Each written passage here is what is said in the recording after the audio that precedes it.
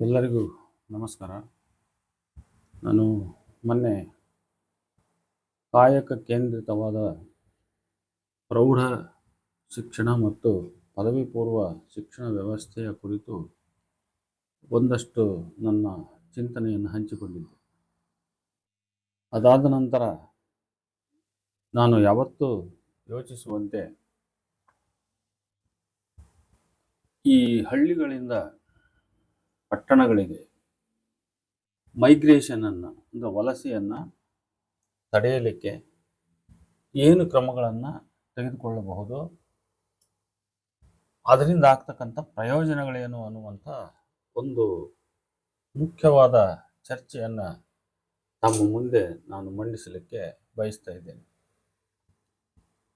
ಮೊದಲನೇದಾಗಿ, ಹಳ್ಳಿಗಳಿಂದ ಪಟ್ಟಣಗಳಿಗೆ ಅಥವಾ ನಗರಗಳಿಗೆ, ಮಹಾನಗರಗಳಿಗೆ ವಲಸೆ ಕಡಿಮೆ ಆದರೆ, ಅದನ್ನು ತಡೆದ್ರೆ ಪಟ್ಟಣಗಳಲ್ಲಿ ಜೀವನ ಸ್ವಲ್ಪ ಶುದ್ಧೀಕರಣಗೊಳ್ತೈತಿ, ಅಪರಾಧ ಮುಕ್ತವಾಗ್ತೈತಿ, ಜನಸಂಖ್ಯೆ ಕಡಿಮೆ ಆಗ್ತೈತಿ, ವಾಹನಗಳ ದಟ್ಟಣೆ ಕಡಿಮೆ ಆಗ್ತೈತಿ, ಪೊಲ್ಯೂಷನ್ ಕಡಿಮೆ ಆಗ್ತೈತಿ, ನಗರೀಕರಣದ ಹಾವಳಿಯಲ್ಲಿ ತುತ್ತಾಗ್ತಕ್ಕಂಥ ಕೃಷಿ ಭೂಮಿಯ ನಾಶ ಕಡಿಮೆ ಆಗ್ತದೆ.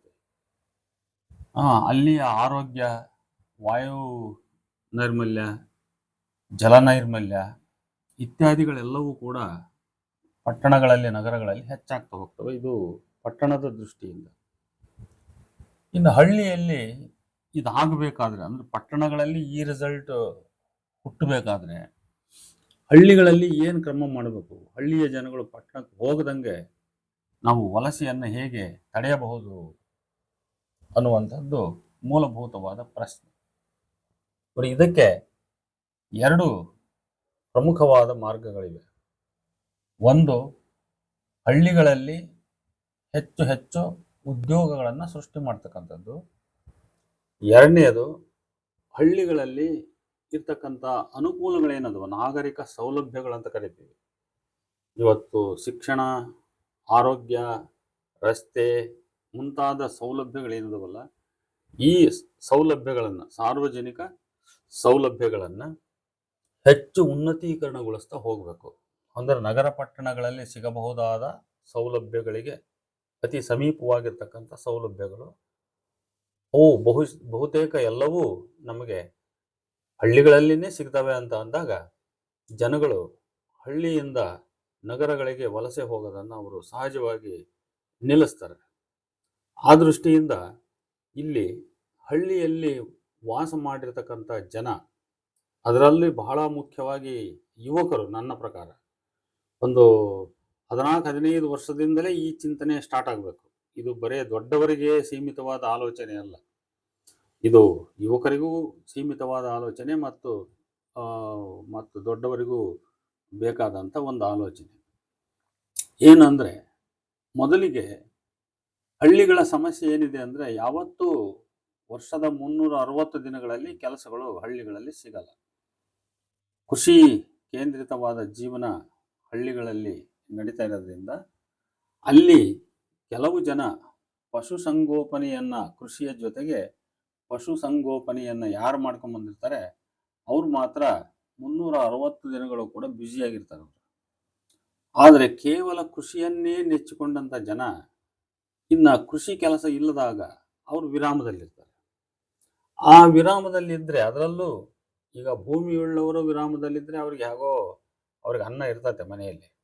ಆದರೆ ಕೂಲಿ ಕೆಲಸವನ್ನೇ ನೆಚ್ಚಿರ್ತಕ್ಕಂಥ ಜನ ವಿರಾಮದಲ್ಲಿದ್ದರೆ ಅವ್ರಿಗೆ ಅನ್ನ ದೊರೆಯಲ್ಲ. ಹಾಗಾಗಿ ಅವರು ಸಹಜವಾಗಿಯೇ ಅವರು ಅನ್ನಕ್ಕಾಗಿ, ದುಡಿಮೆಗಾಗಿ ಅರಸಿ ಅವರು ಪಟ್ಟಣಕ್ಕೆ, ನಗರಗಳಿಗೆ ಬರತಕ್ಕಂಥ ಒಂದು ಪದ್ಧತಿ ಇದೆ. ಇದನ್ನು ನಾವು ನಮ್ಮ ಕರ್ನಾಟಕದಲ್ಲಿ ಉದಾಹರಣೆ ತಗೋಬೋದು. ಉತ್ತರ ಭಾರತದಿಂದ ದಕ್ಷಿಣಕ್ಕೆ ವಲಸೆ ಬರುವ ಎಷ್ಟೋ ಜನ ಇದ್ದಾರೆ. ಇವತ್ತು ಪೇಂಟ್ ಮಾಡ್ತಕ್ಕಂಥವ್ರು, ವಾರ್ಡ್ರೋಬ್ ಕೆಲಸ ಮಾಡ್ತಕ್ಕಂಥವ್ರು, ತರಗಾರ ಕೆಲಸ, ಕಟ್ಟಡ ಕೆಲಸಗಳನ್ನು ಮಾಡ್ತಕ್ಕಂಥವ್ರು, ಹೀಗೆ ವಿಭಿನ್ನವಾದ ಕೆಲಸಗಳನ್ನು ಅರಸಿ ಉತ್ತರ ಭಾರತದಿಂದ ಬರ್ತಾರೆ. ಅದೇ ರೀತಿ ಉತ್ತರ ಕರ್ನಾಟಕ, ಗುಲ್ಬರ್ಗ, ಬೀದರ್, ರಾಯಚೂರು ಈ ಭಾಗಗಳಿಂದ ಬೆಂಗಳೂರಿಗೆ ಕೆಲಸಗಳನ್ನು ಅರಸಿ ಲಕ್ಷಾಂತರ ಜನ ವಲಸೆ ಬರ್ತಾರೆ. ಇತ್ತೀಚೆಗೆ ಒಂದು ವಾರ ಯಾವುದಾದ್ರೂ ಬೆಂಗಳೂರಿನಲ್ಲಿ ರಜಾ ಸಿಗುವ ಪ್ರಸಂಗ ಬಂದಾಗ ಬೆಂಗಳೂರಿನಿಂದ ತಮ್ಮ ತಮ್ಮ ಊರುಗಳಿಗೆ ಜನ ನಿರ್ಗಮಿಸುವ ಒಂದು ದೊಡ್ಡ ತಂಡವನ್ನು ನಾವು ಗಮನಿಸಿದರೆ ಇಡೀ ಬೆಂಗಳೂರೇ ನಿರ್ಜನವಾಯಿತು ಅನ್ನುವಂಥ ಒಂದು ವಾರ್ತೆಗಳನ್ನು ನಮ್ಮ ಮೀಡಿಯಾಗಳು ಕೊಡ್ತವೆ. ಅಂದರೆ ಅಷ್ಟೊಂದು ದೊಡ್ಡ ಪ್ರಮಾಣದ ದೊಡ್ಡ ಸಂಖ್ಯೆಯ ಜನ ಇವತ್ತು ನಗರಗಳಿಗೆ ಬಂದು ಸೇರಿಕೊಳ್ತಾರೆ. ಯಾವುದಕ್ಕೆ ಸೇರಿಕೊಳ್ತಾರೆ ಅಂದರೆ ತಮ್ಮ ಜೀವನೋಪಾಯಕ್ಕೋಸ್ಕರವೇ ಸೇರಿಕೊಳ್ತಾರೆ. ಇದನ್ನು ನಾವು ಗಮನಿಸಿ ಸರ್ಕಾರಗಳು ಮತ್ತು ಸರ್ಕಾರಗಳ ಗಮನಕ್ಕೆ ತರುವ ರೀತಿಯಲ್ಲಿ ಹಳ್ಳಿಯಲ್ಲಿರ್ತಕ್ಕಂಥ ಸ್ಥಳೀಯ ಮುಖಂಡರುಗಳು, ಅಲ್ಲಿ ಯಾರು ಶಾಸಕರನ್ನು ಆರಿಸ್ತಾರೆ ಮತ್ತು ಸ್ಥಳೀಯ ಮುಖಂಡರುಗಳಾಗಿರ್ತಾರೆ, ಶಾಸಕರುಗಳಿಗೆ ಹೋಗಿ ಓಟ್ ಹಾಕಿಸ್ತಾರೆ, ಈ ಥರದ ಜನ ಇದನ್ನು ಬಹಳ ತೀವ್ರವಾಗಿ ತೆಗೆದುಕೊಂಡು ಯೋಚನೆ ಮಾಡ್ತಕ್ಕಂಥ ಅವಶ್ಯಕತೆ ಇದೆ ಅಂತ ಹೇಳ್ತಾ ನಾನು ಕೆಲವು ನನ್ನ ಆಲೋಚನೆಗಳನ್ನು ಇಲ್ಲಿ ಹಂಚ್ಕೊಳ್ಳಿಕ್ಕೆ ಬಯಸ್ತೇನೆ. ಏನಂದರೆ ಈಗ ಮೊದಲನೇದಾಗಿ ನೋಡ್ರಿ, ಹಳ್ಳಿಗಳಿಂದ ಪಟ್ಟಣಗಳಿಗೆ ವಲಸೆ ಆಗಲಿಕ್ಕೆ ಪ್ರಮುಖ ಕಾರಣ ಉದ್ಯೋಗ ಅಂತ ನಾನು ಹೇಳಿದೆ. ಇಲ್ಲಿ ಹಳ್ಳಿಗಳಲ್ಲಿ ಹೇಗೆ ಉದ್ಯೋಗಗಳನ್ನು ಸೃಷ್ಟಿ ಮಾಡಬಹುದು ಅನ್ನೋದು ಬಹಳ ಮುಖ್ಯ. ಆ ಹಳ್ಳಿಗಳಲ್ಲಿ ಸ್ವಯಂ ಉದ್ಯೋಗಿಗಳನ್ನು ಸೃಷ್ಟಿ ಮಾಡಬೇಕು. ಅದು ಒಂದನೇದಾಗಿ ಶಿಕ್ಷಣದ ಮುಖಾಂತರ ಬರಬೇಕಂತ ನಾನು ಒಂದು ಹೇಳಿದೆ. ಹೈಸ್ಕೂಲ್ ಅಂದರೆ 8, 9, 10, 11, 12 ಈ 5 ತರಗತಿಗಳಲ್ಲಿ ಉದ್ಯೋಗ ತರಬೇತಿಯನ್ನು ಕೊಡ್ತಕ್ಕಂಥ, ಉದ್ಯೋಗ ಜ್ಞಾನವನ್ನು ಕಲ್ಪಿಸ್ತಕ್ಕಂಥ ಶಿಕ್ಷಣದ ಪಠ್ಯ ಮತ್ತು ಬೋಧನೆ ತರಬೇತು ಅಲ್ಲಿ ನಡಿಬೇಕು ಅಂತ ಇದು ಒಂದು ವಿಚಾರ ಇದೆ. ಇನ್ನೊಂದು ಅದನ್ನು ಬಿಟ್ಟು ಏನಂದರೆ ಗ್ರಾಮೀಣ ಮಟ್ಟದಲ್ಲಿ ಕೊನೆಯ ಪಕ್ಷ ಗ್ರಾಮ ಪಂಚಾಯಿತಿಗಳೇನದು ಇವತ್ತು ಒಂದು 4-5 ಹಳ್ಳಿ ಸೇರಿ ಒಂದೊಂದು ಗ್ರಾಮ ಪಂಚಾಯಿತಿಗಳಾಗಿದ್ದಾವೆ. ಅದು ಹೆಚ್ಚು ಕಮ್ಮಿ ಒಂದು 10,000 ಜನಸಂಖ್ಯೆ, 15,000 ಜನಸಂಖ್ಯೆವರೆಗೂ ಒಂದು ಗ್ರಾಮ ಪಂಚಾಯಿತಿಯ ಒಂದು ವ್ಯಾಪ್ತಿಯಲ್ಲಿ ಜನದಟ್ಟಣೆ ಇರ್ತದೆ. ಅಷ್ಟು ಜನರಿಗೆ 10,000-15,000 ಜನಸಂಖ್ಯೆಗೆ ಒಂದರಂತೆ ಗ್ರಾಮೀಣ ಕೈಗಾರಿಕಾ ತರಬೇತು ಮತ್ತು ಉತ್ಪನ್ನಗಳ ಕೇಂದ್ರ ನೋಡಿ, ಅದು ತರಬೇತಿ ಕೇಂದ್ರನೂ ಆಗಿರಬೇಕು, ಅದು ಉತ್ಪನ್ನಗಳ ಕೇಂದ್ರವೂ ಆಗಿರಬೇಕು. ಈ ಥರದ ಕೇಂದ್ರಗಳನ್ನು ಸ್ಥಾಪಿಸಿ ಅಲ್ಲಿ ತರಬೇತಿಯನ್ನು ಕೊಡ್ತಕ್ಕಂಥ ಮತ್ತು ಸಣ್ಣ ಸಣ್ಣ ಉತ್ಪನ್ನಗಳನ್ನು ಮಾಡ್ತಕ್ಕಂಥ ಒಂದು ಕೇಂದ್ರವನ್ನು ಮಾಡಿದರೆ ಅಲ್ಲಿ 360 ದಿನವೂ ಕೂಡ ಅಲ್ಲಿ ನಿರುದ್ಯೋಗಿಗಳಿಗೆ ಕೆಲಸ ಸಿಗುವಂಥ ಮತ್ತು ಕೆಲಸದ ತರಬೇತಿಯನ್ನು ಕೊಡ್ತಕ್ಕಂಥ ಒಂದು ವ್ಯವಸ್ಥೆಯಲ್ಲಿ ನಿರ್ಮಾಣ ಆಗ್ತದೆ. ಅವಾಗ ಸಹಜವಾಗಿಯೇ ಜನಗಳು ಹಳ್ಳಿಯಿಂದ ಪಟ್ಟಣಗಳಿಗೆ ಉದ್ಯೋಗವನ್ನು ಬದುಕನ್ನು ಅರಸಿ ಹೋಗುವಂಥದ್ದು ತಪ್ಪುತ್ತೆ. ಯಾಕಂದರೆ ಎಕನಾಮಿಕಲ್ ದೃಷ್ಟಿಯಿಂದ ಇವತ್ತು ನಗರ ಪಟ್ಟಣಗಳಿಗೆ ಹೋಗಿ 500 ರೂಪಾಯಿ ದುಡಿತಕ್ಕಂಥ ವ್ಯಕ್ತಿ ಅಲ್ಲಿ ತನ್ನ ಜೀವನೋಪಾಯಕ್ಕೆ ಅವನು 200-250 ರೂಪಾಯಿ ಖರ್ಚು ಮಾಡಬೇಕಾಗುತ್ತೆ. ಅವನು ಉಳಿಯೋದು ಬರೀ 200 ರೂಪಾಯಿ ಮಾತ್ರ. ಅಷ್ಟೇ 200 ರೂಪಾಯಿ ಹಳ್ಳಿಯಲ್ಲೇ ಸಿಕ್ಬಿಟ್ರೆ ಸಾಕು, ಅವನಿಗೆ ಅದು ಪಟ್ಟಣದಲ್ಲಿ 500 ರೂಪಾಯಿ ದುಡಿದಂತಾಗ್ತದೆ. ಆದ್ದರಿಂದ ಈ ರೀತಿ ಒಂದು ಸೌಲಭ್ಯ, ಇದ್ರ ಬಗ್ಗೆ ಸ್ವಲ್ಪ ವಿಸ್ತರಿಸಿ ಬೆಳಕು ಚೆಲ್ಲಿ ನಾವು ಮಾತಾಡುವುದಾದರೆ, ಈಗ ಬಹಳ ಮುಖ್ಯವಾಗಿ ಈಗ ಖಾದಿ ಗ್ರಾಮೋದ್ಯೋಗಗಳು ಅಂತ ಅಲ್ಲಲ್ಲಿ ಎಲ್ಲೋ ಒಂದೊಂದು ಕಡೆ ಇರ್ತವೆ ಅವು ಅಲ್ವಾ. ಆ ಖಾದಿ ಗ್ರಾಮೋದ್ಯೋಗ ಅಥವಾ ಕೈಮಗ್ಗಗಳು ಅಂತ ಕರಿತೀವಿ. ಈಗ ಪೂರ್ಣ ಶುದ್ಧ ಕೈಮಗ್ಗಗಳು ಹೋಗಿದ್ದಾವೆ. ಸ್ವಲ್ಪ ಮಷಿನ್ಗಳನ್ನು ಬಳಸಿ ಅಥವಾ ಅದ್ರ ಜೊತೆಗೆ ಇನ್ನೊಂದು ಬೇರೆ ರೀತಿಯ ತಾಂತ್ರಿಕ ಸಾಧನಗಳನ್ನು ಬಳಸಿ ನೂಲನ್ನು ತೆಗಿತಕ್ಕಂಥ, ಬಟ್ಟೆಯನ್ನು ನೇಯ್ತಕ್ಕಂಥ ಮಗ್ಗಗಳು ಬಂದವೆ. ಅದು ಬಟ್ಟೆ ನೇಯೋದಿರಬಹುದು, ಮತ್ತು ಇದು ಮಾಡ್ತಕ್ಕಂಥದ್ದು ಯಾವುದು ದೊಡ್ಡ ದೊಡ್ಡ ಈ ಜಮಖಾನೆಗಳನ್ನು ನೇಯ್ತಕ್ಕಂಥದ್ದಿರ್ಬೋದು, ಕಂಬಳಿಗಳನ್ನು ನೇಯ್ತಕ್ಕಂಥದ್ದಿರ್ಬೋದು. ಈ ಒಟ್ಟಾರೆ ಮಗ್ಗಕ್ಕೆ ಸಂಬಂಧಪಟ್ಟಂಥ ಸೀರೆ ನೇಯ್ಗೆ ಇರ್ತದೆ. ಇವೆಲ್ಲವೂ ಬಟ್ಟೆ ನೇಯುವ ಮತ್ತು ಕಂಬಳಿ ನೇಯುವ, ಜಮಖಾನೆ ನೇಯುವ, ಒಟ್ಟಾರೆ ನೇಯ್ಗೆ ಸಂಬಂಧಪಟ್ಟಂಥ ಒಂದು ತರಬೇತು. ಇದು ಒಂದು. ಇದಕ್ಕೆ ನೋಡ್ರಿ, ಸುಮಾರು ಸಣ್ಣ ಒಂದು 14-15 ವರ್ಷದಿಂದ ಹಿಡಿದು 40-50 ವರ್ಷದವರೆಗಿನ ಮಹಿಳೆಯರವರೆಗೆ ಮತ್ತು ಯುವಜನರವರೆಗೆ ನಾವು ಈ ತರಬೇತನ್ನು ಕೊಡಲಿಕ್ಕೆ, ಇದ್ರ ಬಗ್ಗೆ ತರಬೇತನ್ನು ಕೊಡಲಿಕ್ಕೆ ಸಾಧ್ಯವಿದೆ. ಮತ್ತು ತರಬೇತಿ ಜೊತೆಗೆ ಇದರ ಉತ್ಪನ್ನಗಳನ್ನು ಉತ್ಪಾದಿಸಿ ಅದನ್ನು ಆ ಸಂಸ್ಥೆ ಮಾರಾಟ ಮಾಡಿ ತನಗೆ ಅದು ಲಾಭ ಮಾಡಿಕೊಳ್ಳಲಿಕ್ಕೆ ಸಾಧ್ಯವಿದೆ. ಇದು ಒಂದು. ಇನ್ನು ಎರಡನೇದಾಗಿ ಇದರ ಜೊತೆಗೆ ಅಂದ್ರೆ ಈ ಕೈಮಗ್ಗ ಇತ್ಯಾದಿ ಇವೇನು ಅದವಲ್ಲ, ಇದ್ರ ಜೊತೆಗೆ ಇವತ್ತು ಪೇಟೆಗಳಲ್ಲಿ ಗಾರ್ಮೆಂಟ್ಸ್ಗಳಿದ್ದಾವೆ. ಬೆಂಗಳೂರು ಇವತ್ತು ಗಾರ್ಮೆಂಟ್ಸ್ಗೋಸ್ಕರವೇ ಉದ್ಯೋಗವನ್ನು ನಡೆಸಿ SSLC ಓದಿರ್ತಕ್ಕಂಥವ್ರು, ಯಾಕಂದ್ರೆ ಹಳ್ಳಿಗಳಲ್ಲಿ ನಾವು ಶಿಕ್ಷಣದ ಮಟ್ಟವನ್ನು ನಾವು ಆಲೋಚನೆ ಮಾಡಬೇಕು. ಸಾಮಾನ್ಯವಾಗಿ ಹಳ್ಳಿಗಳಲ್ಲಿ ಏನಾಗ್ತದೆ ಅಂತಂದರೆ ಹೆಚ್ಚು ಶಾಲೆಯನ್ನು ಓದಿಸ್ಲಿಕ್ಕೆ ಡಿಗ್ರಿ ಪದವಿಗಳನ್ನು ಓದಿಸ್ಲಿಕ್ಕೆ ಯಾರು ಅಷ್ಟೊಂದು ಮನಸ್ಸು ಮಾಡಲ್ಲ. ಒಂದು ಜ್ಞಾನಕ್ಕೋಸ್ಕರ 10th ಓದಿಸ್ತಾರೆ. ಅದರಲ್ಲಿ ಕೆಲವರು ಫೇಲ್ ಆಗ್ತಾರೆ, ಕೆಲವರು ಪಾಸ್ ಆಗಿ ಅಲ್ಲಿಗೆ ಡ್ರಾಪ್ ಔಟ್ ಆಗ್ತಾರೆ. ಇನ್ನು ಕೆಲವರು ಒಂಚೂರು PUC ಹೋಗೋಣ ಅಂತ ಹೋಗ್ತಾರೆ, ಅಲ್ಲಿಗೆ ನಿಲ್ಲಿಸ್ಬಿಡ್ತಾರೆ. ಡಿಗ್ರಿ ಓದಿದ್ರು ಪೂರ್ಣ ಓದಲ್ಲ ಅವರು. ಈ ಥರದ ವಿದ್ಯಾ ಮಟ್ಟ ಇರ್ತಕ್ಕಂಥವ್ರು ಅವ್ರು ಏನು ಮಾಡ್ತಾರೆ, ಮುಂದೆ ಅವರು ವಿವಾಹದ ಹಂತಕ್ಕೆ ಬಂದಾಗ ಅವರು ಪರಸ್ಪರ ಜೋಡಿಯಾಗಿ ನಾವು ಗಾರ್ಮೆಂಟ್ಸ್ ಯಾವುದಾದ್ರೂ ಕೆಲಸಕ್ಕೆ ಹೋಗೋಣ ಅಂತ ಹೇಳಿ ಬೆಂಗಳೂರಂಥ ದೊಡ್ಡ ದೊಡ್ಡ ಸಿಟಿಗಳಿಗೆ ಗಾರ್ಮೆಂಟ್ಸ್ ಕೆಲಸಗಳಿಗೆ ಹೋಗ್ತಾರೆ. ಅಲ್ಲಿ ಗಾರ್ಮೆಂಟ್ಸ್ ಕೆಲಸದ ಸೌಲಭ್ಯವನ್ನ ನಾವು ಪಟ್ಟಣ ಹಳ್ಳಿಗಳಲ್ಲೇನೆ ನಾವು ಮಾಡಿದ್ರೆ ಅವರು ಅಲ್ಲೇನೆ ಜೀವನ ಮಾಡ್ಕೊಂಡಿರ್ಬೋದು ಅವರು. ಅದರಿಂದ ಗಾರ್ಮೆಂಟ್ಸ್ ಕೆಲಸ ಭಾರಿ ದೊಡ್ಡ ಕೆಲಸ ಅಂತ ಏನಲ್ಲ. ಅದರಲ್ಲಿ ಎಲ್ಲವೂ ಕೂಡ ಈಗ ಅದಕ್ಕೆ ಹಚ್ತಕ್ಕಂಥ ಕುಚ್ಚಗಳು, ಲೇಸ್ಗಳು ಪ್ರತಿಯೊಂದು ಸಿದ್ಧವಾಗಿ ಕಂಪನಿಗಳಿಂದ ಬರ್ತವೆ. ಅವುಗಳಿಗೆ ಒಂದು ಬಟ್ಟೆ, ಒಂದು ಉಡುಪನ್ನು ಸಿದ್ಧಪಡಿಸಿ ಅದಕ್ಕೆ ಯಾವ್ಯಾವ ಲೇಸನ್ನ, ಯಾವ್ಯಾವ ಕುಚ್ಚವನ್ನ ಅಥವಾ ಯಾವ್ಯಾವ ಡಿಸೈನಿನ ಒಂದು ಕಾಲರನ್ನು ಎಲ್ಲಿಗೆ ಹಚ್ಚಬೇಕು ಅಂತಕ್ಕಂಥದ್ದೇ ಜ್ಞಾನ. ಅದೇ ಗಾರ್ಮೆಂಟ್ಸ್ ತಯಾರಿಕೆಯಲ್ಲಿ ನಡೀತಕ್ಕಂಥದ್ದು. ಅಂದ್ರೆ ಒಂದು ಉಡುಪನ್ನ ಒಂದೊಂದು ಮಗುವಿನ ಸೈಜಿಗೆ ಕಟ್ ಮಾಡಿ, ಅದು 24 ಸೈಜು, 12 ಸೈಜು, ಈ ರೀತಿ ಒಂದು ಸೈಜ್ಗೆ ಕಟ್ ಮಾಡಿ ಆ ಉಡುಪನ್ನು ಸಿದ್ಧಪಡಿಸಿ ಅದಕ್ಕೆ ಅಲಂಕಾರಿಕವಾಗಿ ಅದಕ್ಕೆ ಲೇಸು, ಕುಚ್ಚ ಇತ್ಯಾದಿಗಳನ್ನ ಹಚ್ತಕ್ಕಂಥದ್ದು, ಗುಂಡಿಗಳನ್ನ ಹಚ್ತಾರೆ. ಇದು ಗಾರ್ಮೆಂಟಿನ ಕೆಲಸ, ಇದು ಕೈ ಕೆಲಸ. ಈ ತರದ ಕೆಲಸದ ತರಬೇತನ್ನ ಹಳ್ಳಿಗಳಲ್ಲಿ ಕೊಡೋದ್ರಿಂದ ಹಳ್ಳಿಯ ಅನೇಕ ಯುವ ಸಮುದಾಯಕ್ಕೆ ಏನಾಗ್ತದೆ, ಈ ಕೆಲಸದ ತರಬೇತು ಸಿಗೋದ್ರ ಜೊತೆಗೆ ಅನೇಕ ಉತ್ಪನ್ನಗಳನ್ನು ಅವರು ಮಾಡ್ಬೋದು. ಈ ರೀತಿಯ ಗ್ರಾಮೀಣ ಉತ್ಪನ್ನಗಳು, ಅದೇ ಉತ್ಪನ್ನಗಳನ್ನು ಮಾರುಕಟ್ಟೆಯಲ್ಲಿ ಮಾರಾಟ ಮಾಡಲಿಕ್ಕೆ ತರಬಹುದು. ಅವು ಇನ್ನೊಂದಿಷ್ಟು ಅವುಗಳ ಬೆಲೆ ಕಡಿಮೆ ಆಗ್ತಾ ಹೋಗ್ತದೆ, ಗ್ರಾಹಕರಿಗೆ ಅವುಗಳ ಬೆಲೆ ಕಡಿಮೆ ಆಗ್ತಾ ಹೋಗ್ತದೆ.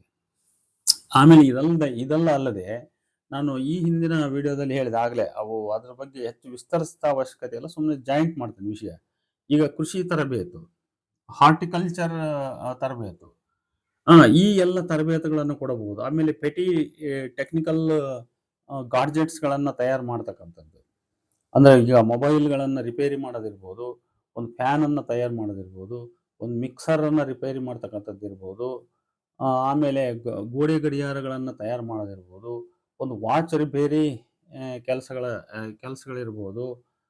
ಈ ರೀತಿ ಬೇರೆ ಬೇರೆ ನಾವು ಹುಡ್ಕೊಂಡು ಹೋದಾಗ ಇಂಥ ಸಣ್ಣ ಪುಟ್ಟ ಅನೇಕ ಹತ್ತಾರು ಕೆಲಸಗಳು ಕಲಿಸ್ತಕ್ಕಂಥದ್ದು. ಈಗ ಕೆಲವು ಎಂಥದ್ದು ಬಿದಿರಿ ವರ್ಕ್ಸ್ ಅಂತ ಕೆಲವು ಕಡೆ ಮಾಡ್ತಾರೆ. ಆಮೇಲೆ ಇನ್ನು ಕೆಲವು ಕಡೆ ಈ ಬಂಬೂ ಇದರಿಂದ ಚೇರ್ಗಳನ್ನು ತಯಾರು ಮಾಡ್ತಕ್ಕಂಥದ್ದು, ಮತ್ತೆ ಬೇರೆ ಬೇರೆ ರೀತಿಯ ಸೋಫಾಗಳನ್ನು ತಯಾರು ಮಾಡ್ತಕ್ಕಂಥದ್ದನ್ನು ಮಾಡ್ತಾರೆ.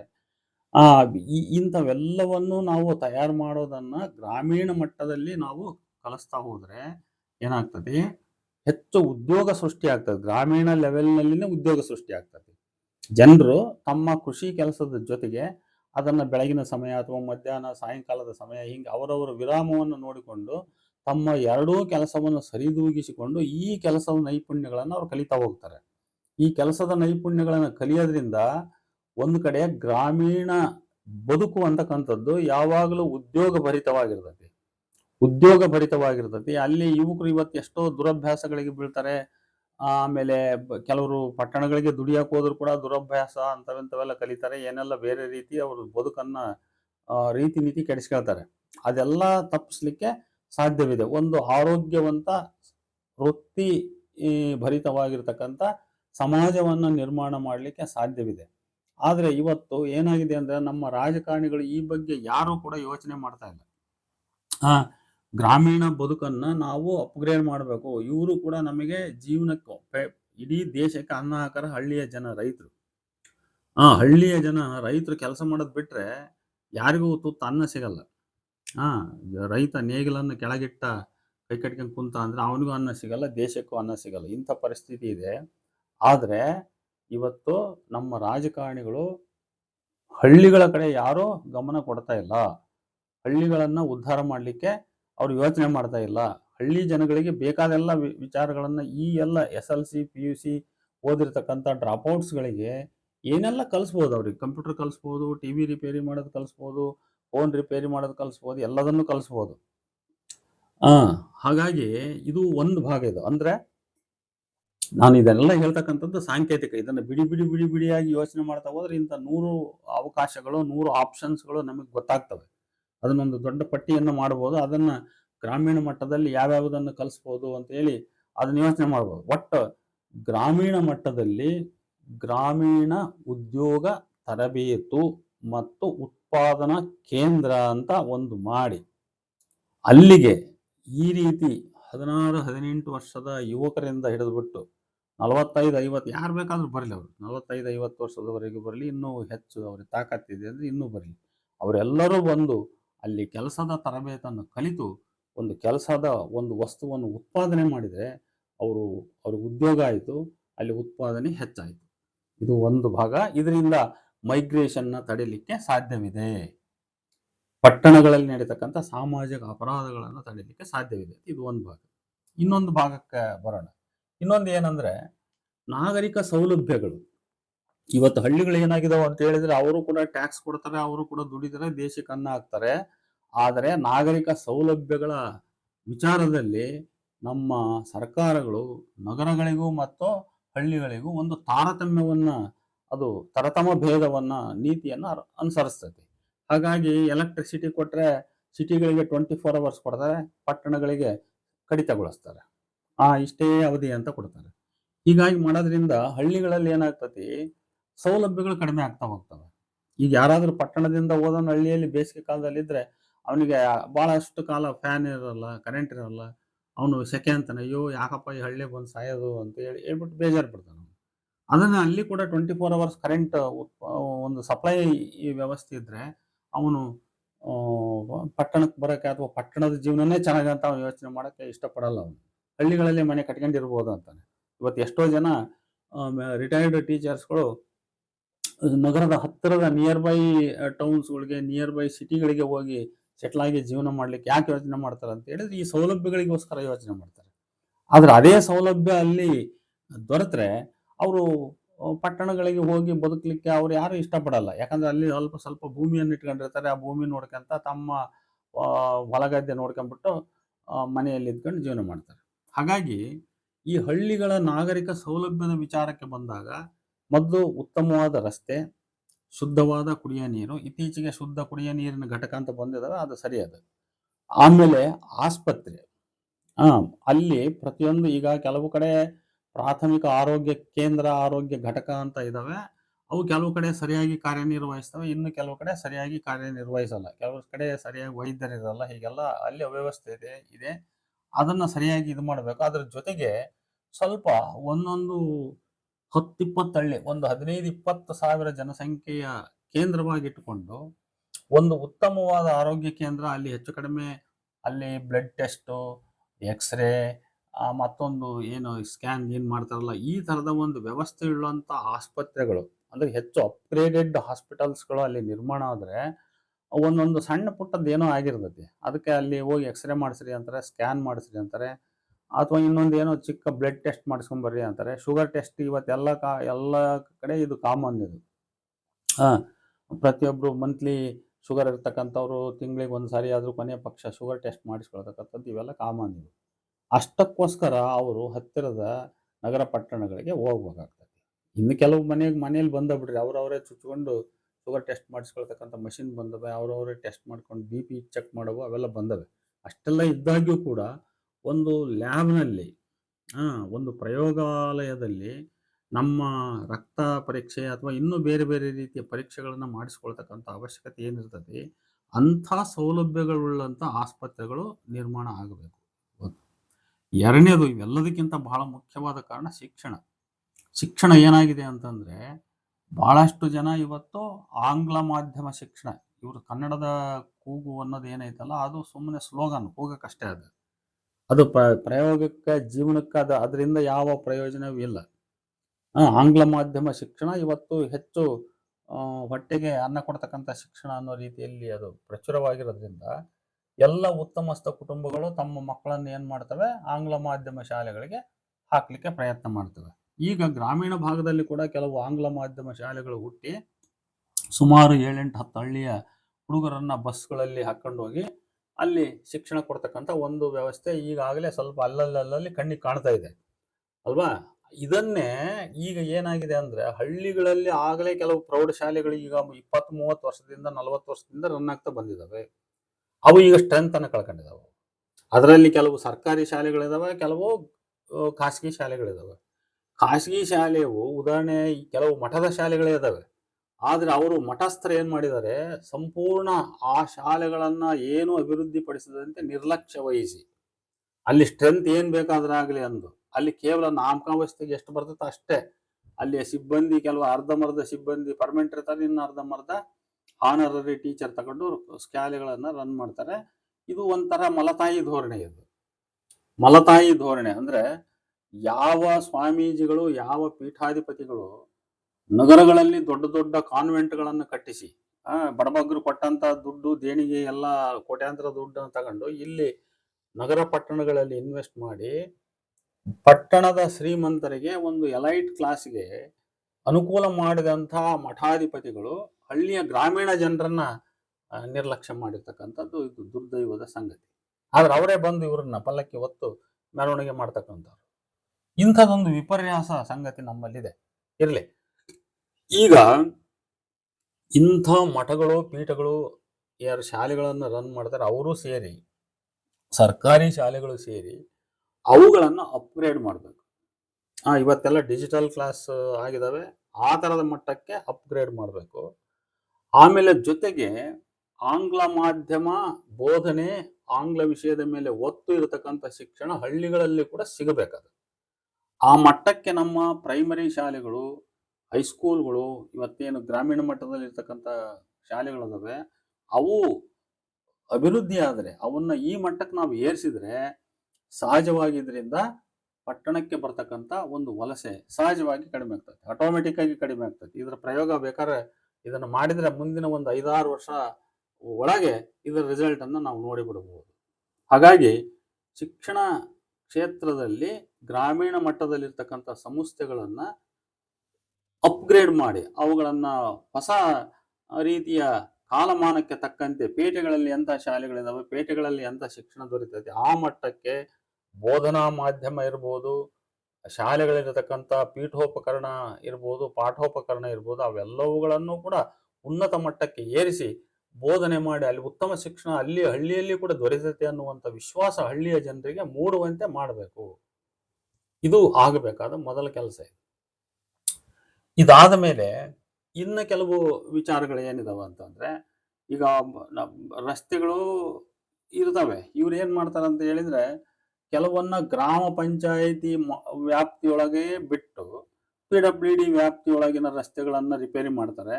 ಗ್ರಾಮ ಪಂಚಾಯಿತಿಗಳಿಗೆ ಅನುದಾನಗಳಿರಲ್ಲ, ಅಲ್ಲಿ ಗ್ರಾಮ ಪಂಚಾಯಿತಿಯ ವ್ಯಾಪ್ತಿಯ ರಸ್ತೆಗಳು ತೆಗ್ಬಿದ್ದಿರ್ತವೆ. ಈಗ ನಾವೇ ಹಳ್ಳಿಗಳಿಗೆ ರಸ್ತೆ, ಯಾವುದೋ ಒಂದು ರಸ್ತೆ ಮೇಲೆ ಊರಿಗೆ ಹೋಗ್ತಾ ಇರುವಾಗ ಎಲ್ಲೆಲ್ಲಿ ಅದು PWD ವ್ಯಾಪ್ತಿಗೆ ಸೇರಿರ್ತದೆ ಆ ರೋಡ್ ಚೆನ್ನಾಗಿರ್ತೈತಿ, ಊರಿಂದ ಬಂದ ತಕ್ಷಣ ಅಲ್ಲಿ ಗೊಟರಗುಣಿ ಬಿದ್ದಿರ್ತೈತಿ. ಅಥವಾ ಇನ್ನು ಕೆಲವೊಮ್ಮೆ ಏನಾಗಿರ್ತೈತಿ, ಗ್ರಾಮ ಪಂಚಾಯಿತಿಯವರು ಊರೊಳಗೆ CC ರೋಡ್ ಚೆನ್ನಾಗಿ ಮಾಡಿರ್ತಾರೆ, ಅದ್ರ ಮುಂದೆ ದಾಟಿದ್ರೆ PWD ರಸ್ತೆ ಹಾಳು ಬಿದ್ದಿರ್ತೈತಿ. ಈ ಥರದ ಒಂದು ಅವ್ಯವಸ್ಥೆ ನಮ್ಮ ವ್ಯವಸ್ಥೆಯಲ್ಲಿ ಕಾಣ್ತಾ ಇದೆ.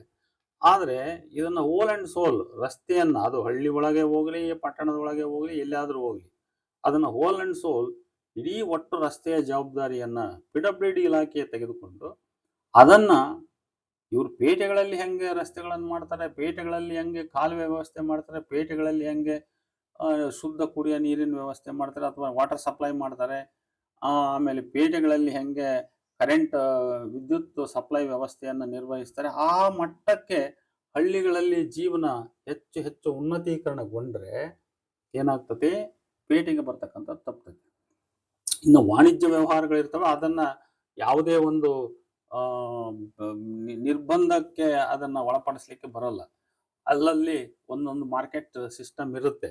ಆದ್ರೂ ಕೂಡ ಸರ್ಕಾರ ಇಲ್ಲಿ ಒಂದು ಈಗ ಅಲ್ಲಲ್ಲಿ ಎಂತ ಬೇಕು ಸೊಸೈಟಿಗಳು ಅಂತ ಇದ್ದಾವೆ, VSSN ಅಂತಾನು ಕರೀತಾರೆ ಅವಕ್ಕೆ. ಸೊಸೈಟಿಗಳಲ್ಲಿ ನಾನು ನೋಡಿದಂತೆ, ನಾನು ಮಹಾರಾಷ್ಟ್ರದಲ್ಲಿ 90-92ನೇ ಇಸ್ವಿ ನಾನು MA ಮಾಡಿ ಬಂದಾಗ ಅಲ್ಲಿ ಕುರುಕ್ಲಿ ಅನ್ನುವಂಥ ಒಂದು ಗ್ರಾಮ, ನಾವು ಓದೋ ಒಂದು PG ಸೆಂಟ್ರಿಗೆ ಹತ್ತಿರವಾಗಿತ್ತು. ಆ ಕುರುಕ್ಲಿಯಲ್ಲಿ ನಾವು ಅಂಗಡಿಗೆ ಸಾಮಾನು ತರಲಿಕ್ಕೆ ಹೋಗ್ತಿದ್ವಿ, ಅಲ್ಲೊಂದು ಸೊಸೈಟಿ ಇತ್ತು. ಅವತ್ತಿನ ಕಾಲಕ್ಕೆ ಅಲ್ಲಿ ಸೊಸೈಟಿಯ ಹೊರಗಡೆ ಒಂದು ದೊಡ್ಡ ಒಳ್ಳೆಣ್ಣೆಯ ಟ್ಯಾಂಕ್, ನಾವು ಕಬ್ಬಿಣದ ಟ್ಯಾಂಕನ್ನು ನೋಡಿದ್ವಿ. ನಮ್ಗೆ ಅವತ್ತು ಆಶ್ಚರ್ಯ ಆಯಿತು. ಇಲ್ಲಿಗೆ 40 ವರ್ಷದ ಹಿಂದೆ, 40 44 ವರ್ಷದ ಹಿಂದೆ, 34 ವರ್ಷದ ಹಿಂದೆ ನಮ್ಗೆ ಆಶ್ಚರ್ಯ ಆಯ್ತು. ಏನಂದ್ರೆ ನಮ್ಮ ಕರ್ನಾಟಕದಲ್ಲಿ ಎಲ್ಲೂ ಇಂಥದ್ದೊಂದು ವ್ಯವಸ್ಥೆ ಇಲ್ವಲ್ಲ ಅಂತ. ಅಂದ್ರೆ ಅವತ್ತು ಅಲ್ಲಿ ರಾಜ್ಯಭಾರ ಮಾಡಿರ್ತಕ್ಕಂಥ ಶರದ್ ಪವಾರ್ ತಮ್ಮ ಗ್ರಾಮೀಣ ಅಭಿವೃದ್ಧಿಗೆ ಅಷ್ಟೊಂದು ಮಹತ್ವವನ್ನು ಕೊಟ್ಟು ಅಲ್ಲಿಯ VSSಗಳನ್ನು ದೊಡ್ಡ ಮಟ್ಟಕ್ಕೆ ಅವರು ಅಭಿವೃದ್ಧಿಪಡಿಸಿದ್ರು. ಆ ಸೊಸೈಟಿಯಲ್ಲಿ ಎಲ್ಲ ಸಾಮಾನುಗಳು ಸಿಗೋದು, ಒಳ್ಳೆಣ್ಣಿಯಿಂದ ಎಲ್ಲ ಸಿಗೋದಲ್ಲಿ. ಒಳ್ಳೆಣ್ಣೆ ದೊಡ್ಡ ಟ್ಯಾಂಕೇ ಆ ಸೊಸೈಟಿಯ ಹೊರಗಡೆ ಕಬ್ಬಿಣದ ದೊಡ್ಡ ಟ್ಯಾಂಕರ್, ಅದು 500,000 ಲೀಟರ್ ಇಡಿಸ್ತಕ್ಕಂಥ ಟ್ಯಾಂಕ್, ಅದನ್ನು ನೋಡಿದ್ವಿ ನಾವು. ಈ ರೀತಿ ಇವತ್ತು ಭಾಗ್ಯಗಳ ಅಕ್ಕಿ ಅಕ್ಕಿ ಧಾನ್ಯಗಳನ್ನು ವಿತರಣೆ ಮಾಡುವ ಕೇಂದ್ರಗಳು ಕೆಲವಿದಾವೆ. ಅದರ ಜೊತೆಗೆ ಸರ್ಕಾರದಿಂದಲೇ ಓಪನ್ ಮಾಡಿರ್ತಕ್ಕಂಥ ಕೆಲವು ಸೊಸೈಟಿಗಳನ್ನು ಮಾಡಿ, ಆ ಸೊಸೈಟಿಗಳಲ್ಲಿ ಎಲ್ಲ ಬೆಲೆಯ ಎಲ್ಲ ರೀತಿಯ ವಸ್ತುಗಳು, ಇವತ್ತೇನು ಪೇಟೆಗೆ ಬಂದರೆ ಮಾಲ್ನಲ್ಲಿ ಹೆಂಗೆ ಸಿಗ್ತದೋ ಎಲ್ಲ ಸಾಮಾನುಗಳು, ಆಧುನಿಕವಾದ ಸಾಮಾನುಗಳು ಎಲ್ಲವೂ ಹೆಂಗೆ ಸಿಗ್ತವೋ ಆ ರೀತಿ ಒಂದು ಮಾರ್ಕೆಟಿಂಗ್ ವ್ಯವಸ್ಥೆಯನ್ನು ಕೂಡ ಇವರು ಇಂಪ್ರೂವ್ ಮಾಡಲಿಕ್ಕೆ ಸಾಧ್ಯವಿದೆ. ಹಂಗೆ ಮಾಡಿದಾಗ ಏನಾಗ್ತದೆ, ಎಲ್ಲ ವಸ್ತುಗಳು, ಒಂದು ಸಣ್ಣ ಒಂದು ಕಸಪರಕೆ ಇರ್ಬೋದು, ಮತ್ತೊಂದು ಇರ್ಬೋದು, ಚಿಕ್ಕ ಪುಟ್ಟ ಸಾಮಗ್ರಿಗಳಿರ್ಬೋದು, ಅವೆಲ್ಲವೂ ಕೂಡ ಅಲ್ಲಿ ಸಿಗ್ತವೆ ಅನ್ನೋದು ಒಂದು ವಿಶ್ವಾಸ ಆದಾಗ ಏನಾಗ್ತದೆ, ಜನಗಳಲ್ಲಿ ನಾನು ಕೂಡ ಹಳ್ಳಿಯಲ್ಲಿ ಚೆನ್ನಾಗಿ ಬದುಕ್ಬೋದು ಅನ್ನೋದು ಒಂದು ಹುಟ್ಟದ ಮನಸ್ಸಲ್ಲಿ. ಅದಾದ್ಮೇಲೆ ಇನ್ನು ಹೆಚ್ಚಿನ ದೊಡ್ಡ ದೊಡ್ಡ ಜವಳಿ ಖರೀದಿ ಮತ್ತೊಂದಕ್ಕೆ ಅದು ನಗರ ಪೇಟೆಗಳಿಗೆ ಹೋಗ್ತಾರೆ ಬರ್ತಾರೆ, ಅದೇನು ದೊಡ್ಡ ವಿಚಾರ ಆಗಲ್ಲ. ಆದರೆ ಇಷ್ಟು ಅಂದ್ರೆ ನಾನೇನು ಇಲ್ಲಿವರೆಗೂ ಒಂದು ಚರ್ಚೆಯನ್ನು ಮಾಡಿದೆ. ಒಂದು ಕಡೆ ಉದ್ಯೋಗ ತರಬೇತು ಕೇಂದ್ರ, ಗ್ರಾಮೀಣ ಉದ್ಯೋಗ ತರಬೇತು ಕೇಂದ್ರ, ಇದರಿಂದ ನಿರುದ್ಯೋಗವನ್ನು ನಿವಾರಿಸ್ತಕ್ಕಂಥದ್ದು. ಇನ್ನೊಂದು ನಾಗರಿಕ ಸೌಲಭ್ಯಗಳ ಅಪ್ಗ್ರೇಡ್ ಮಾಡ್ತಕ್ಕಂಥದ್ದು, ಅದು ವಿದ್ಯುತ್ತು, ಆರೋಗ್ಯ, ಶಿಕ್ಷಣ, ಈ ರೀತಿ ಪ್ರತಿಯೊಂದು. ಆಮೇಲೆ ಅದ್ರ ಜೊತೆಗೆ ಈ ವ್ಯಾಪಾರ, ಈಗ ಸಣ್ಣ ಪುಟ್ಟ ಕೃಷಿ ಸಲಕರಣೆಗಳನ್ನು ಕೊಳ್ಳೋದ್ರಿಂದ ಹಿಡಿದ್ಬಿಟ್ಟು ಹಳ್ಳಿ ಜನ ಪೇಟೆಗೆ ಬಂದು ನಾನೊಂದು ಗುದ್ಲಿ ತಗೋಬೇಕು ಅಥವಾ ಒಂದು ಸಲಿಕೆ ತಗೋಬೇಕು ಅನ್ನೋದು ಕೂಡ ಅಲ್ಲಿ ತಪ್ಪಬೇಕಲ್ಲಿ. ಆ ಥರದ ಒಂದು ವ್ಯವಸ್ಥೆ ಇದು ಸರ್ಕಾರದಿಂದ ಒಂದು ಪ್ರಯತ್ನ ನಡೆದ್ರೆ, ಈ ಸರ್ಕಾರ ಯಾವಾಗ ಈ ಪ್ರಯತ್ನ ಮಾಡಕ್ಕೆ ಶುರು ಮಾಡ್ತದೆ ಅವಾಗ ಪ್ರೈವೇಟ್ನ ತಾವೇ ಶುರು ಮಾಡ್ತಾರೆ. ಅವರು ಇಂಥದ್ದೊಂದು ಹಾರ್ಡ್ವೇರ್ ಅಂಗಡಿಗಳು ತೆಗಿತಾರೆ, ಗುದ್ಲಿ ತರ್ತಾರೆ, ಸಲಿಕೆ ತರ್ತಾರೆ. ಅವಾಗ ಸಹಜವಾಗಿ ಎಲ್ಲ ಅನುಕೂಲಗಳು ಅವರಿಗೆ ಕೈಗೆ ಸುಲಭದಲ್ಲಿ ಕೈ ಸಿಕ್ಬಿಡ್ತವೆ. ನೋಡಿ, ಹೀಗೆ ಮಾಡೋದ್ರಿಂದ ಒಂದು ರಸ್ತೆ ನಿರ್ಮಾಣ ಮಾಡೋದ್ರಿಂದ, ಕಾಲುವೆ ನಿರ್ಮಾಣ ಮಾಡೋದ್ರಿಂದ, ಗ್ರಾಮೀಣ ನೈರ್ಮಲ್ಯ ಕಾಪಾಡೋದಂತೀವಲ್ಲ, ವಾತಾವರಣ ಸರಿಯಾದ ರೀತಿಯಲ್ಲಿ ವಾತಾವರಣ ನಿರ್ಮಾಣ ಮಾಡೋದ್ರಿಂದ ಎಲ್ಲ ರೀತಿಯ ಜೀವನ ಸೌಲಭ್ಯಗಳು ಮನುಷ್ಯರಿಗೆ ದೊರೀತಾ ಹೋದಾಗ ಸಹಜವಾಗಿ ಅವರು ಪೇಟೆಗೆ ಮೈಗ್ರೇಟ್ ಆಗೋದು ತಪ್ಪುತ್ತೆ. ಮೈಗ್ರೇಟ್ ಆಗೋದು ತಪ್ಪೋದ್ರಿಂದ ನಾನು ಆಗಲೇ ಪ್ರಾರಂಭದಲ್ಲಿ ಹೇಳಿದೆ, ಪೇಟೆಯಲ್ಲಿ ನಡೀತಕ್ಕಂಥ ದೊಡ್ಡ ದೊಡ್ಡ ಸಣ್ಣ ಪುಟ್ಟ ಸಾಮಾಜಿಕ ಅಪರಾಧಗಳಿಂದ ದೊಡ್ಡ ಅಪರಾಧ. ಯಾಕಂದ್ರೆ ಯಾವಾಗ ಜನದಟ್ಟಣೆ ಆಗ್ತತಿ ಅಲ್ಲಿ ಎಲ್ಲ ರೀತಿಯ ವಾತಾವರಣ ಕೆಟ್ಟೋಗ್ತದೆ. ಅಲ್ಲಿ ಪೇಟೆಗಳಲ್ಲಿ ಸಾಮಾಜಿಕ ವಾತಾವರಣ ಕೆಡ್ತೈತಿ. ಅಲ್ಲಿ ಒಂದು ರೀತಿಯ ಅತ್ಯಾಚಾರ, ಅನಾಚಾರಗಳು ಇಂಥವೆಲ್ಲವೂ ನಡೀತವೆ. ಯಾಕಂದ್ರೆ ದೊಡ್ಡ ವಾತಾವರಣ ಇರ್ತದೆ ಅಲ್ಲಿ. ಆಮೇಲೆ ಆರೋಗ್ಯಗಳು ಕೆಡ್ತವೆ, ಪೊಲ್ಯೂಷನ್ಗಳು ಹೆಚ್ಚಾಗ್ತವೆ, ವಾಹನ ದಟ್ಟಣೆ ಆಗ್ತತಿ, ಕುಡಿಯುವ ನೀರಿನ ಕೊರತೆ ಉಂಟಾಗ್ತತಿ, ಇತ್ಯಾದಿ ಇಂಥವೆಲ್ಲ. ಈ ಎಲ್ಲ ಸಮಸ್ಯೆಗಳು ಅಲ್ಲಿ ನಡೀತಕ್ಕಂಥ ಸೋಷಿಯಲ್ ಕ್ರೈಮ್ಸ್ ಇರ್ಬೋದು, ಇವೆಲ್ಲವಕ್ಕೂ ಒಂದು ಮೂಗುದಾರ ಬಿದ್ದಂಗೆ ಆಗ್ತೈತಿ, ಕಂಟ್ರೋಲ್ ಆಗ್ತವೆ ಇವೆಲ್ಲ. ಹಾಗಾಗಿ ಎರಡು ಕಡೆ ಡಬಲ್ ಬೆನಿಫಿಟ್ ಇದೆ. ಇದು ಹಳ್ಳಿಗಳನ್ನು ನಾವು ಇಂಪ್ರೂವ್ ಮಾಡೋದ್ರಿಂದ ಪೇಟೆಗಳ ವಾತಾವರಣವನ್ನು ಕೂಡ ನಾವು ಸರಿಪಡಿಸ್ಬೋದು ಅಂತದ್ದು. ಇದು ನಮ್ಮ ಜನಗಳಿಗೆ ಇದು ನಮ್ಮ ಮನಸ್ಸು ಬರಬೇಕು. ಅದರಲ್ಲಿ ಬಹಳ ಮುಖ್ಯವಾಗಿ ಗ್ರಾಮೀಣ ಮಟ್ಟದಲ್ಲಿ ವಾಸ ಮಾಡ್ತಕ್ಕಂಥ ಜನ ತಮ್ಮ ಜನಪ್ರತಿನಿಧಿಗಳನ್ನು ಯಾರು ಆರಿಸ್ತಾರೆ, ಅಲ್ಲಿಯೇ ಕೆಲವು ಲೋಕಲ್ ಲೀಡರ್ಸ್ಗಳು ಯಾರಾಗ್ತಾರೆ, ಕರ್ನಾಟಕದುದ್ದಕ್ಕೂ ಅಲ್ಲಲ್ಲೇ ಲೋಕಲ್ ಲೀಡರ್ಸ್ ಇರ್ತಾರೆ. ಆ ಲೋಕಲ್ ಲೀಡರ್ಸ್ಗಳನ್ನು ಅವಲಂಬಿಸಿ ಇವರು MLAಗಳೆಲ್ಲ ಇರ್ತಾರೆ. ಇವರು ಇದನ್ನು ಯೋಚನೆ ಮಾಡಿ ಶಾಸಕರ ಮೇಲೆ ಒತ್ತಡ ತಂದು, ಮಂತ್ರಿಮಾನ್ಯರ ಮೇಲೆ ಒತ್ತಡ ತಂದು ಇಂಥ ಕಾರ್ಯಗಳು ಹಳ್ಳಿಗಳಲ್ಲಿ ಆಗುವಂತೆ ಮಾಡಬೇಕು. ಹಾಗೆ ಮಾಡೋದ್ರಿಂದ ಹಳ್ಳಿಗಳ ಬದುಕು ಚೆನ್ನಾಗಾಗ್ತತಿ ಮತ್ತು ಪೇಟೆಗಳ ಬದುಕು ಚೆನ್ನಾಗಾಗ್ತತಿ ಅಂತ ಹೇಳ್ತಾ ಈ ನನ್ನ 4 ಮಾತುಗಳನ್ನು ಮುಕ್ತಾಯಗೊಳಿಸ್ತಾ ಇದ್ದೇನೆ. ನಮಸ್ಕಾರ.